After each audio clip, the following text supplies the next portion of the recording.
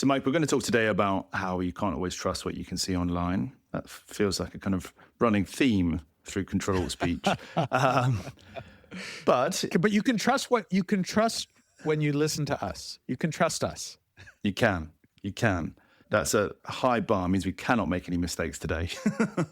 Yes. Not that I think anybody is fact-checking us. But you might not be able to trust everything, but there are some good things about the internet. And I wanted to ask you, what have you been watching or enjoying that makes you feel like the internet is worthwhile sticking with? Yes. Well, I think one of the things that I think lots of us think are a fun outgrowth of the internet is the rise of memes and meme culture and being able to share memes and things like that. So I found this thing, which is brand new. It's only been out for a few days, called Meme Museum. So it's meme-museum.at, and it is built on the AT protocol, which, I am a supporter of the AT protocol. Ding. Due to my Sky board. to Blue Sky. This is not Blue Sky. This is the AT protocol. And there's actually a really interesting article from the guy who built it. This guy, Joe Grmuska, I think is the name. And was just saying he had this idea of something he thought would be cool, which was a tool to help you manage your memes. So if you have memes and you want to be able to share them on social media, there are people who have like folders full of memes and things like that. But this is built into the AT protocol.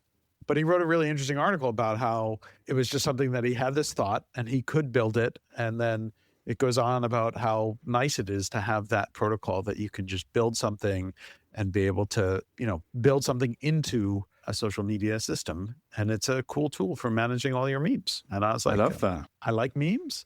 I like being able to build on open protocols. And so this made me happy about the internet this week. Yeah. How about you? I've actually worked with Joe quite closely on a couple of projects. Oh, okay. Yeah, he's done some great work and he's a really fun guy. So it's no surprise that he's done something cool on the app protocol. And just before we move on, what is in your meme museum? People are going to be wondering, what are you collecting? Well, I've just been playing around, so there's not that much in there yet. I need to start adding stuff to it. I have not been as good about some other people with my meme game. Okay. So maybe this will be my inspiration to up my meme game. Nice. Because I feel like memes are a little bit more of a millennial thing. And I am solidly in the Gen X group, right. But I feel sort of millennial at heart at times. And so this is my inspiration to maybe up my meme game. Yeah, nice. If you've got any ideas, listeners, of memes that Mike should be curating in his museum, get in touch. podcast@ctrl-alt-speech.com. You have full, unfettered rights to send him memes of all kinds. That's what I heard. What have you done, Ben? What have you done? My kind of fun thing this week, Mike, is something for my son. Obviously, he made an appearance on the podcast a few weeks ago while he was having his bath and going to bed. And so, it's not the only interruption that I've had from him while sat at this very desk. He likes to, normally after a nap, come into my office, look at, what I'm up to and start bashing the keyboard. And that's fairly problematic when you've got kind of documents and emails up and things like that. He manages to close a lot of windows. He manages to, he managed to send an email at one point, which I was fairly horrified at. So I found a tool, a website called tinyfingers.net, which is specifically created for this purpose. It is a full screen website where babies can come along and they can smash the keyboard to their heart's content. And it brings up little, kind of emojis and emoticons and has a nice kind of snowscape pattern as well. And I've used it a couple of times. It works incredibly well for keeping him happy and avoids any kind of professional reputational issues on my side. So great all round. Yeah. I'm looking at it right now and it says 1,072 kids are smashing keyboards right now. Yeah. Now, I would be remiss if I didn't question the trust and safety implications of a website like this. Not to mention the kind of screen time, social media ban impetus. Exactly. Like, does this comply with, is this site covered by the bans on social media for kids? I mean, this is definitely for kids under the age of 16. And so I have to wonder about some of that. Look, don't get me started.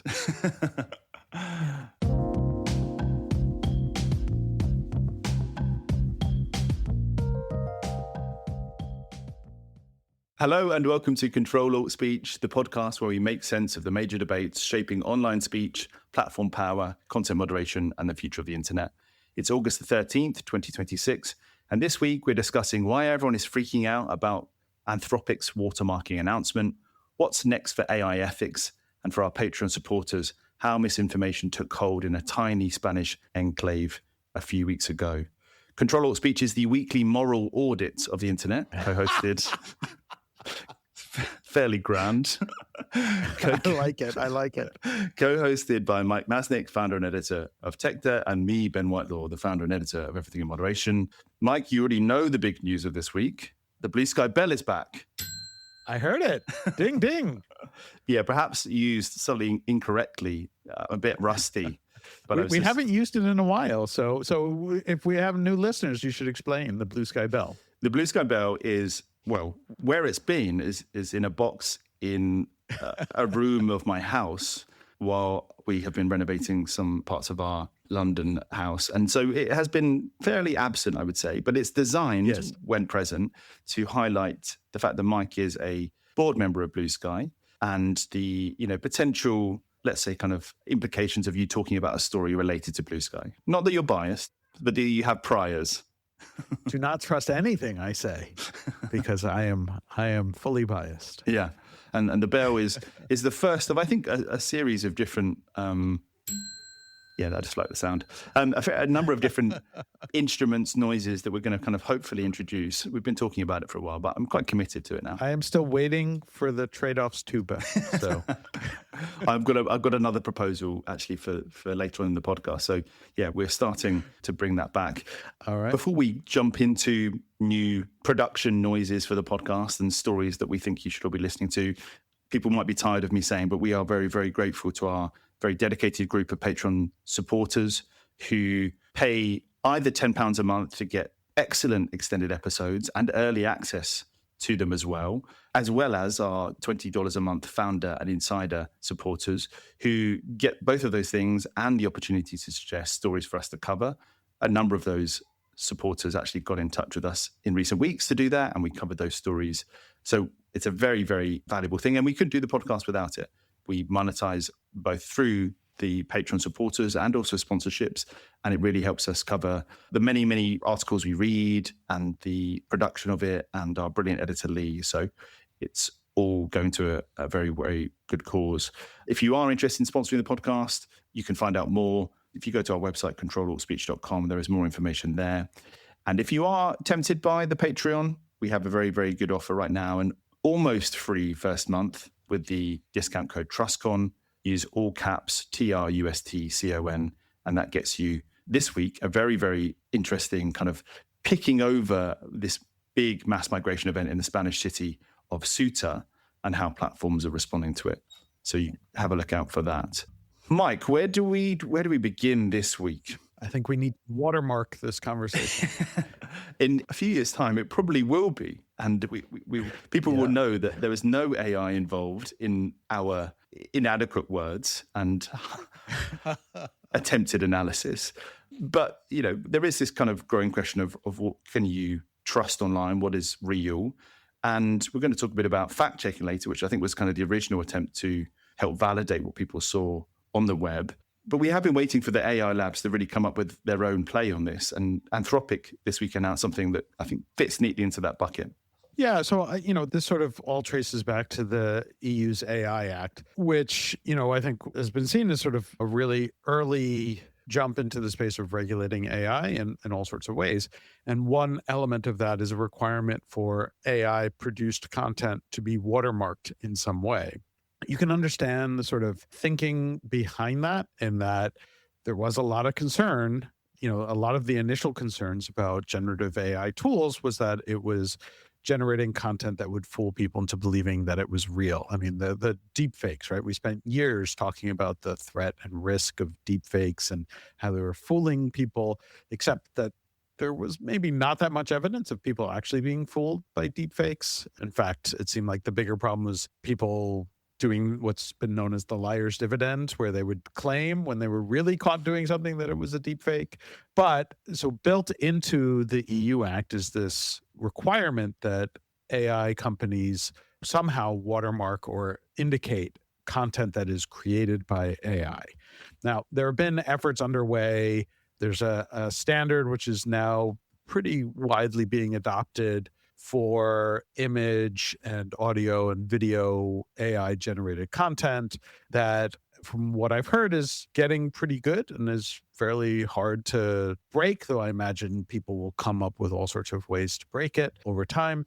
But what was trickier was the idea of what AI is most used for, which is generating text. And how do you indicate and mark that text is originally generated by AI? So Anthropic announced this week that they're now very soon starting to watermark all AI text that they generate and or process, which is an interesting distinction that is worth digging a little deeper into.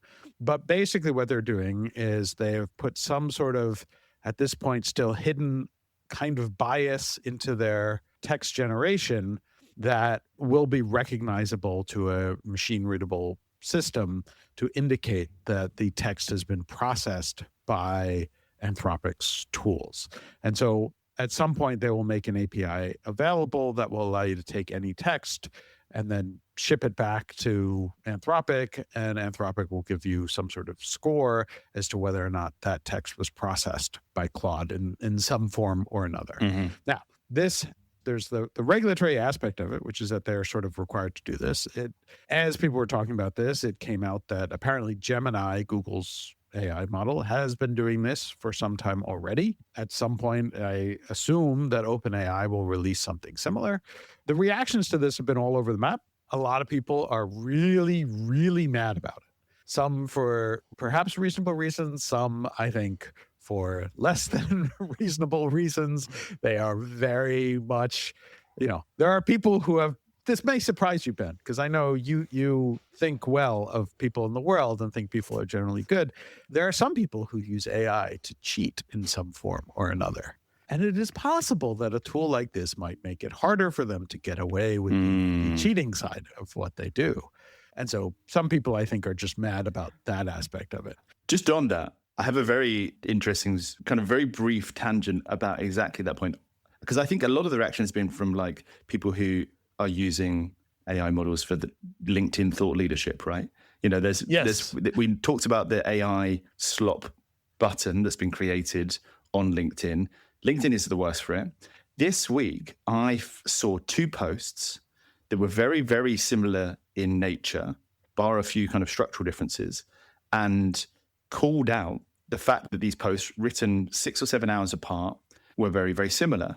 And it turned out, long story short, that one of the two people had fed all of the posts about actually this topic that we're talking about now, Anthropic watermarking, had fed all of those into Claude and asked for a take that he could post onto LinkedIn.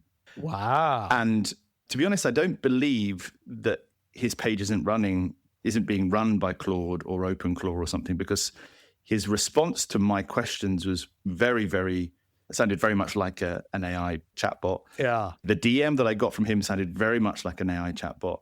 And frankly, I would love some sort of watermarking in that moment, because these two posts were incredibly similar.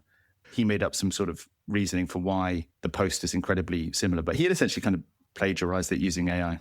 Did you click the new LinkedIn button that allows you to claim that certain content is AI slop? I didn't even think to do that, which is you should, right? That is the new feature on LinkedIn, is that you can say, I think this is AI slop, and LinkedIn may do something about that. But the point is, as you say, it is very, very prevalent. Yeah.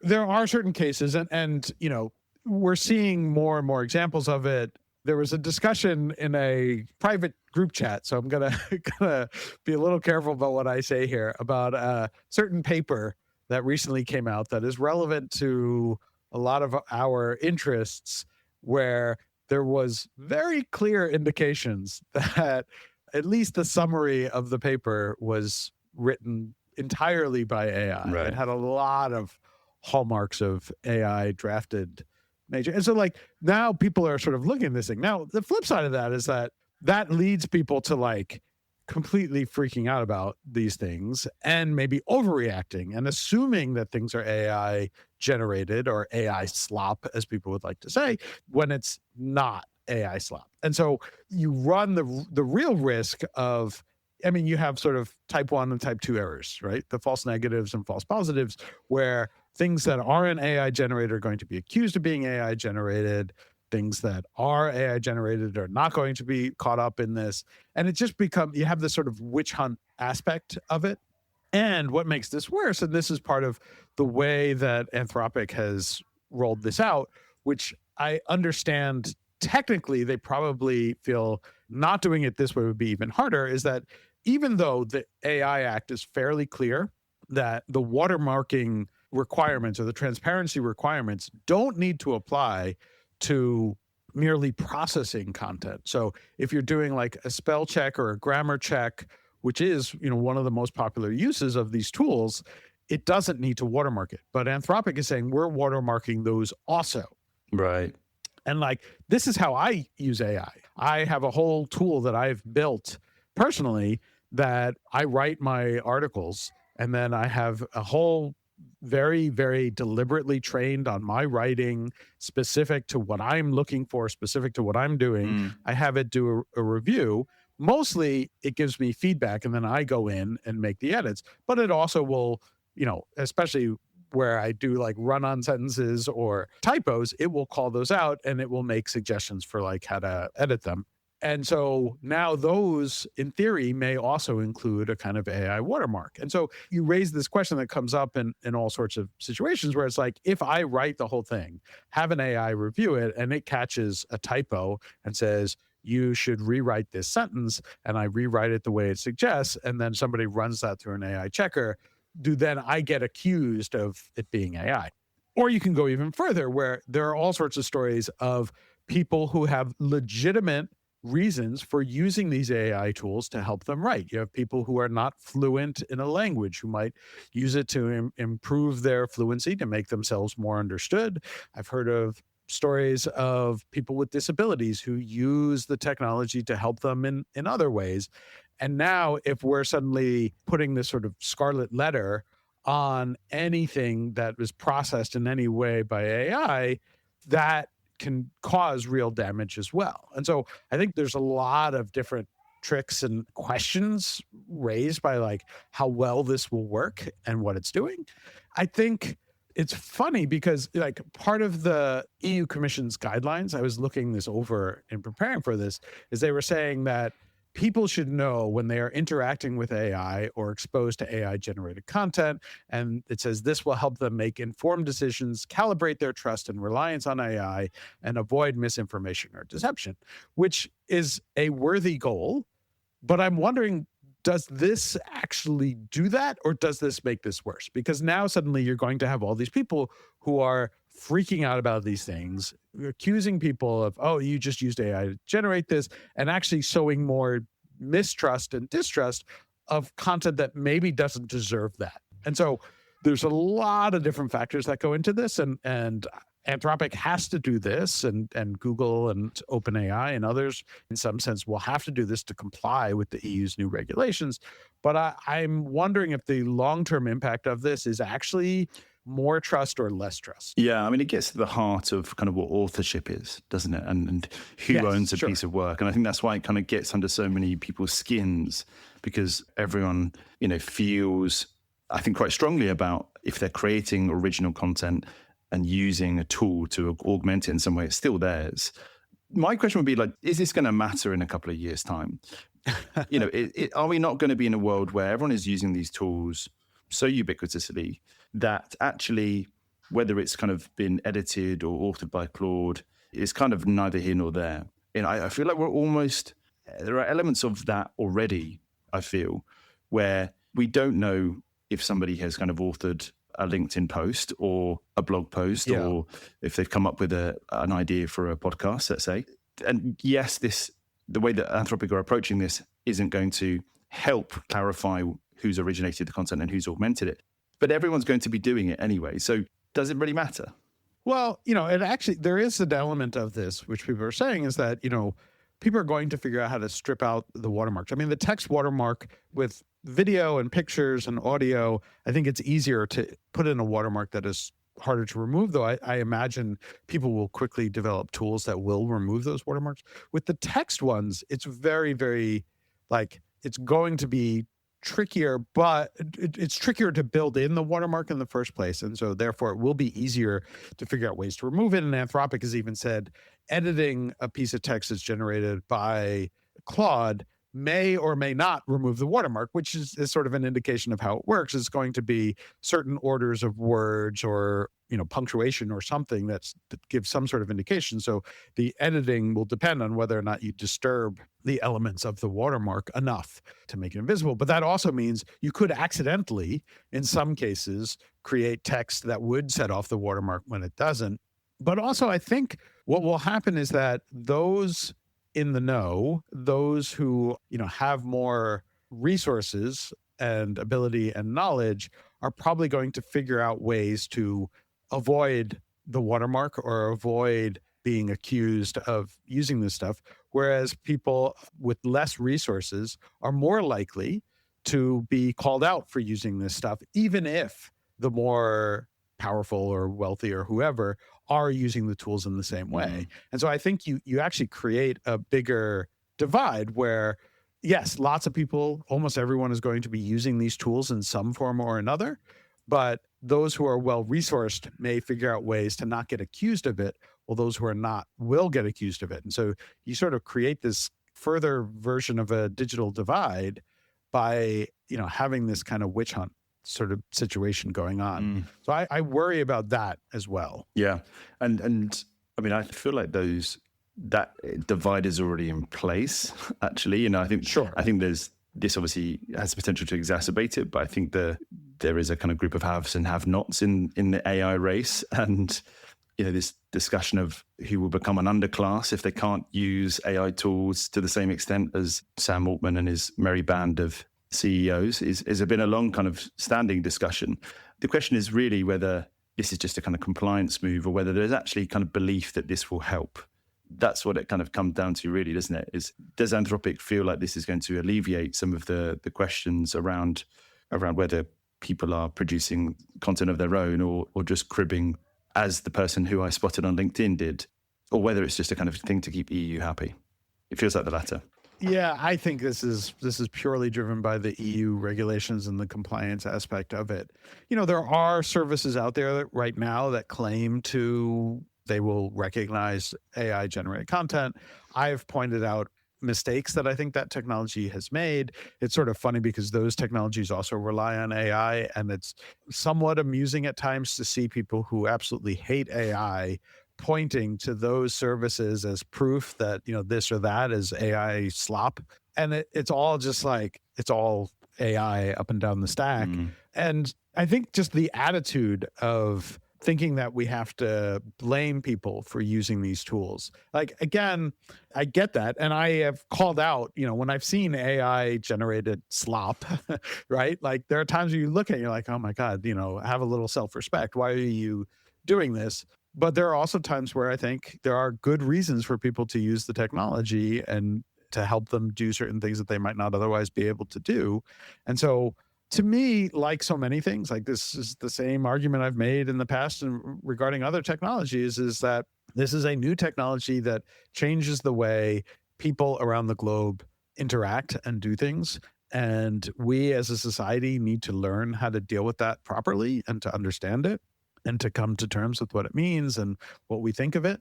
And, I think rushing to the space where it's just we need to call out people for using the technology and potentially bash them for it is not going to be particularly helpful in the long run. Yeah, I think that's true. I mean, the AI Act obviously was fairly early on in terms of trying to kind of put some guardrails and some kind of structure around how the AI industry would evolve. But at the same time, there are already news outlets that have reporters who are solely AI personas, right? And who yeah, it's just garbage. I mean, some of it is and some of it isn't. I think that there's a kind of variety of quality in there, and some people are leading into it more, and some of it is obviously kind of fairly weak. But again, this idea that the kind of genie's out of the bottle, in many ways, and this is like a kind of feels like a Band-Aid on that.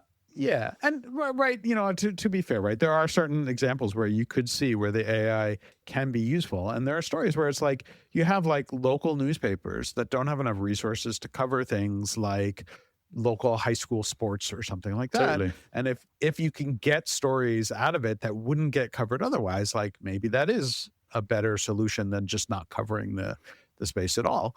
But yeah, it's just a question of like, what is society's attitude towards all these things as well? And does something like this increase thoughtful approaches to using the technology, or does it just create this kind of like, we're going to burn these people at the stake because they use this technology? Yeah.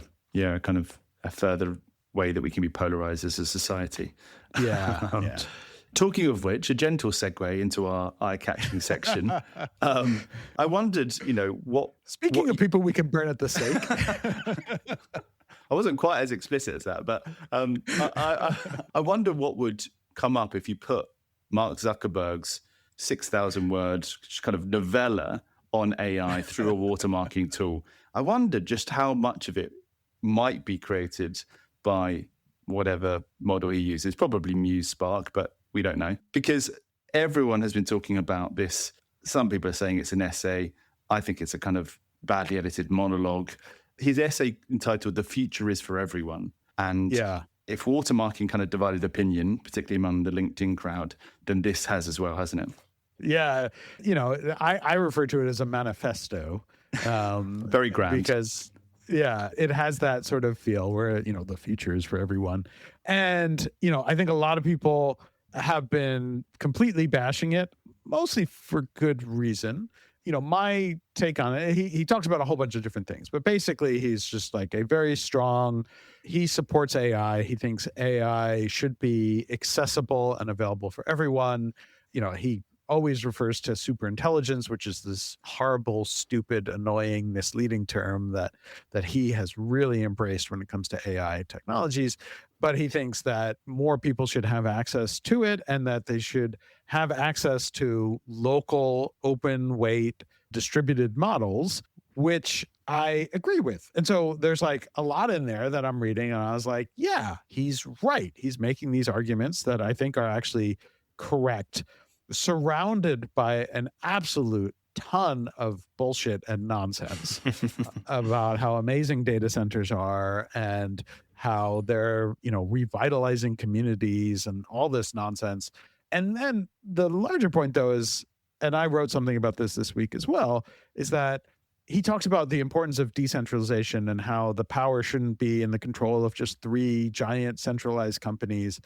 And I'm just like, you're Mark Zuckerberg. Like, the whole reason we're concerned about the giant power of 3 or 4 centralized companies is partly because of your doing and things that you have done for the past 20 years. Who the fuck are you to like come in there and say like, oh, like the world, it doesn't end well when new technologies are just in the hands of a few companies? It's like, for 20 years, you've taken steps to make sure that Meta is the centralized giant, and you've actively prevented decentralization within the social space. So I wrote something basically saying like, there are things in here that he's right about, but you should not trust him to be the messenger on it. And the only reason he's saying these things is because they're losing the race. I mean, we've talked about this before, that, Meta is way behind the other models, and therefore he has to put forth this idea that like, yes, the open decentralized models matter.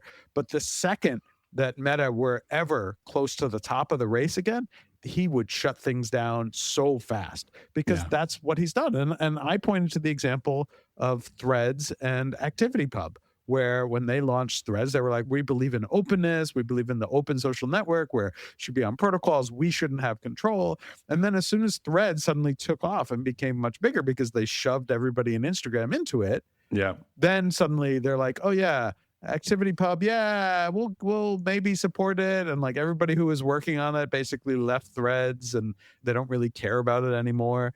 This is all just marketing. And so I think some people are dismissing everything that's in there, where I do think there are some interesting things that are in there that are worth paying attention to. I just, Mark is the wrong messenger for it because you shouldn't trust him because he's not believable on this. He has no credibility. And he thinks we all have amnesia from the last 2 decades. Yeah. I think we've got a couple other stories we want to touch on before we do this, but the perfect visual metaphor for this essay, Mike, is a video that Zuckerberg put out on his socials this week of him sparring with a UFC fighter on a barge. Have you seen this? No, I have not. It's you talked about there kind of being like a couple of ideas in amongst the sea of terrible, terrible takes in this essay. Well, there's a video. He's a kind of big MMA guy now. Yeah. There's a video of him taking on the number 1 UFC fighter on a barge in the middle of the ocean. And it's a kind of perfect visual representation of this. Like he is awash with bad ideas and bad takes. And he is standing in the middle of the ocean, swiping away, thrashing away, hoping for something to kind of come good. And that, for me, sums up where Meta is in the AI race right now. I'll post it in the show notes. Talking of kind of AI companies trying to show themselves in a good light, an eye-catching story that I saw this week, Mike, and I wanted to talk through was OpenAI's head of ethics leaving after 1 year in post.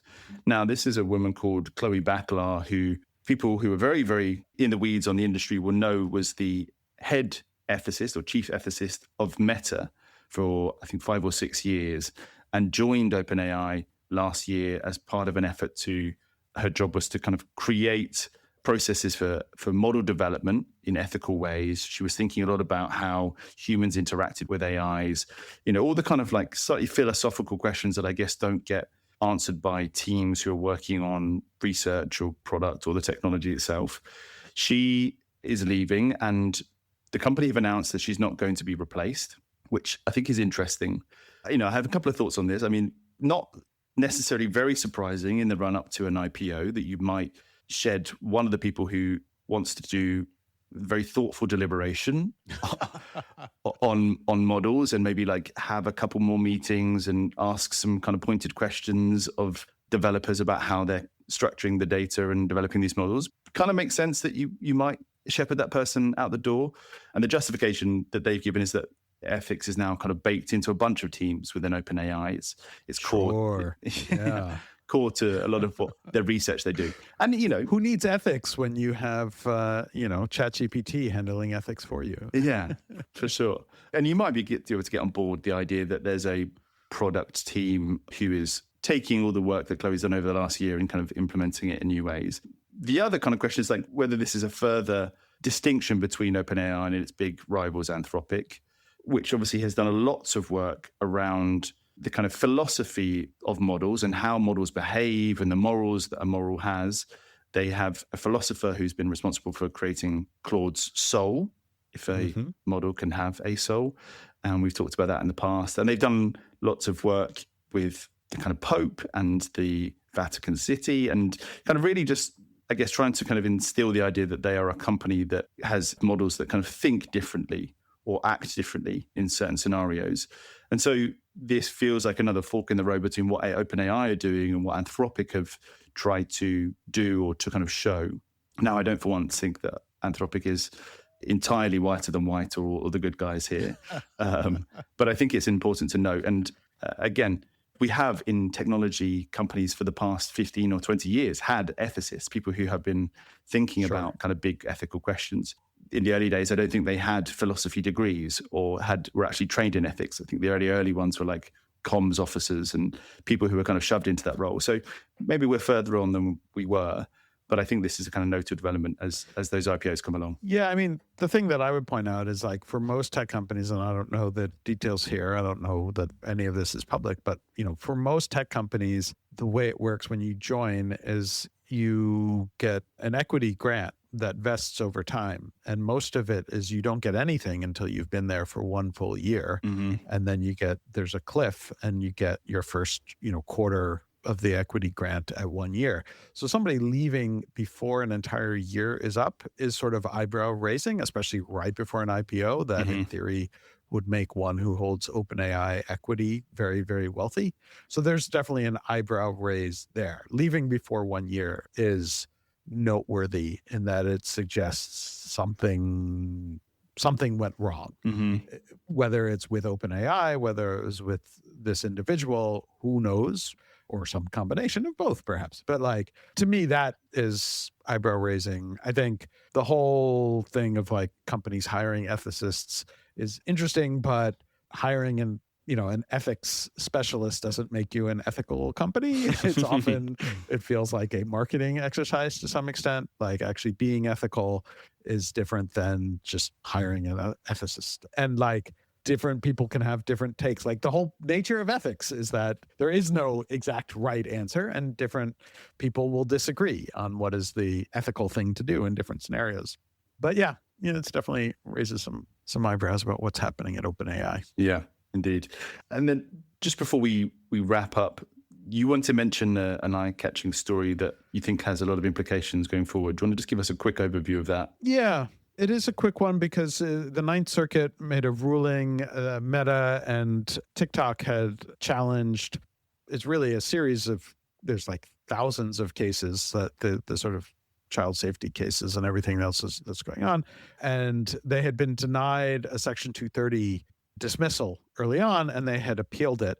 And the Ninth Circuit, which is the appeals court that covers most of the western part of the United States, is very important, ruled that Section 230 is not actually an immunity from suit, but rather merely a defense to liability, and said effectively that companies cannot appeal the loss of a 230. You try and get a case dismissed on 230 grounds, and historically, if you've lost that, you can immediately appeal it. And here, the Ninth Circuit is saying you can't immediately appeal it because it is not an immunity from suit. It feels like a very narrow ruling, but it is an incredibly important one, because the fact that Section 230 has been considered an immunity from lawsuit, which I think is the most obvious read of what the law actually says, has been the reason why Section 230 is so important. And now that has been changed. The court kind of claims that this was never really analyzed, and other courts have said differently in the past, but they sort of dismissed that as sloppy language. I saw somebody went through and did analysis saying there were 442 court rulings that have called Section 230 an immunity, and for the Ninth Circuit to just kind of dismiss it as sloppy. It also sort of rewrites the history of Section 230 in that, they claim that the original version of the language didn't include this language suggesting it was an immunity, and therefore when they added that language, they said it was a minimal change. And if this really was about adding immunity, they wouldn't have called it a minimal change. That is also a complete rewriting of the history. Jeff Kosseff spoke out publicly. Jeff Kosseff, who wrote the book on the history of Section 230, said that's wrong. That's the people who were there in the room deliberately said that they made this change on purpose to make Section 230 an immunity from lawsuits. So this could be a monumental change. I think it takes away much of the value of Section 230. The question is, will Meta and or TikTok challenge this? They can ask the Ninth Circuit to rehear it en banc, which is with the larger panel. They could go to the Supreme Court. Both of those are fraught with risks and challenges because, the Ninth Circuit at a larger scale could also agree with this, or the Supreme Court could as well. And that would be very bad for the future of Section 230. And do you think, Mike, this is the kind of recent lawsuits against these platforms being rewritten into the kind of legal system? It's New Mexico, it's California, it's the product design issue being reapplied, isn't it? Yeah, I mean, if you look at the last 5 years of court decisions related to Section 230, one by one, courts have come up with new interpretations of Section 230 that effectively chip away at each of the benefits of Section 230. So bit by bit, even as Congress is talking about repealing or reforming, the courts have done that work. bit by bit, changing the way they interpret the law so that each of the underlying benefits of 230, which is that it gets rid of bad, mistargeted lawsuits quickly, are going away. And I think we're going to have very long and very damaging consequences from that. But it's the courts, effectively rewriting the law on their own because they're not happy about these companies. Yeah. And I think this is probably a good time to plug your Section 230 podcast, Mike, that you did sure. Yeah. last year. Otherwise objectionable. Not a description of you or I, but a kind of narrative-driven podcast that Mike did, which is very good on kind of the history of Section 230. We'll include that in the show notes. More listening for you listeners. But this podcast is not done. We're not finished here. We're wrapping up the free episode now. We've talked a bit about some really important stories. We're also going to talk in the Patreon episode about a major kind of social and immigration issue that's been bubbling under the surface in Europe over the last month. We're going to do a similar treatment to what we did last week with the Indian Meta story and kind of unpack what happened and what it means. There's been some interesting developments this week, and looking forward to jumping into it now. That's the end of this week's free edition of Ctrl-Alt-Speech. To hear the extended episode with additional coverage, become a Patreon supporter at patreon.com/Ctrl-Alt-Speech. That's CTRL-Alt-Speech. If your organization is interested in sponsoring the podcast, contact us via our website at Ctrl-Alt-Speech.com. Thanks for listening.